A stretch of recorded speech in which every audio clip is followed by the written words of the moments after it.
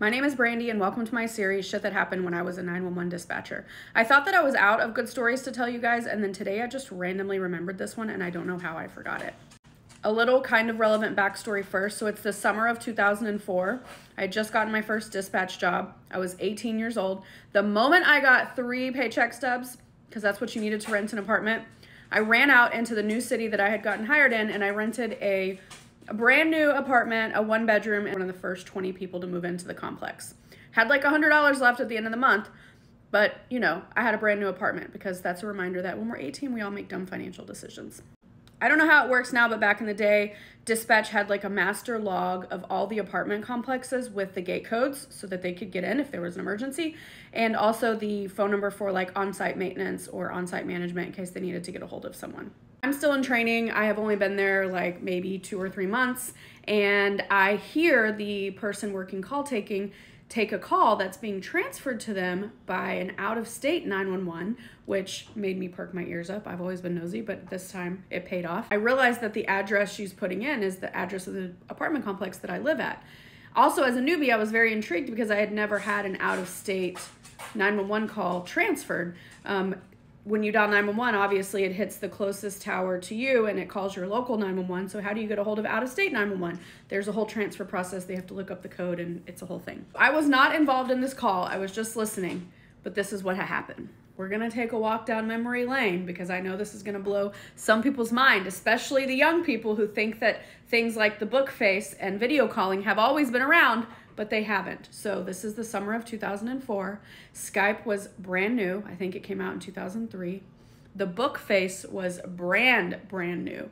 It had only been open since like winter of 2004. And at that time, you had to have a college email address in order to sign up because it was a way for college friends to keep in touch throughout the years. Did you guys know that? So this girl calls in and she tells us the story that she was on this new platform called Bookface. She had reconnected with her college sweetheart. She lived, I want to say, in like Vermont or Michigan or somewhere way up north. And her sweetheart were on Skype doing some little dirty, talky video thingies. Apparently, one of the things that they were into was placing a plastic bag over their head that had cotton balls that were soaked in rubbing alcohol inside of it and closing the bag around their neck until they got right to the point of climax, and then they would take the bag off and it's supposed to heighten your experience, except he died.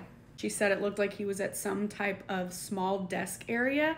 She could see a chair that he had been sitting in, and directly behind it, she's explaining the layout of the apartment because she doesn't know the address. All she knows is the city that this guy lives in. So she's explaining where the bed was and where there was a closet door, and then she could see a bathroom door over here, and all of a sudden he just falls out of the chair and then he never comes back. We don't know how to find a location that someone was Skyping from. It's not a phone, right? It's 2004. Nobody in that dispatch center even probably had a college degree, so we definitely didn't qualify to sign up for the book face. Now, this call ends up going on for a while. This guy has a very common name. She's cross-referencing the name, trying to find records in our city. The girl says that he took a job in that town and just moved there into a brand new apartment, and he worked for, it's a very large company that most people are familiar with, but this was late at night on a weekend. We didn't have anyone at that company to be able to get a hold of quickly. And something peaked in my brain. I said, brand new apartment. And I said, what did she say the layout was again? And she explains it. And I'm like, that sounds like my apartment. Like, that's my bedroom. That's how my bedroom's laid out. We didn't have any information for my apartment complex on file because it was a brand new complex. So I literally drove home, old school, got my lease agreement, brought it back, and it had the emergency on-call like maintenance number, and the officers ended up calling and asking if that person was a resident there, and sure enough he was. And by the time they ended up finding the apartment number, it was like 6 o'clock in the morning and hours had gone by, and sure enough they found the man unalived with a plastic bag over his head, and the Skype call was still connected.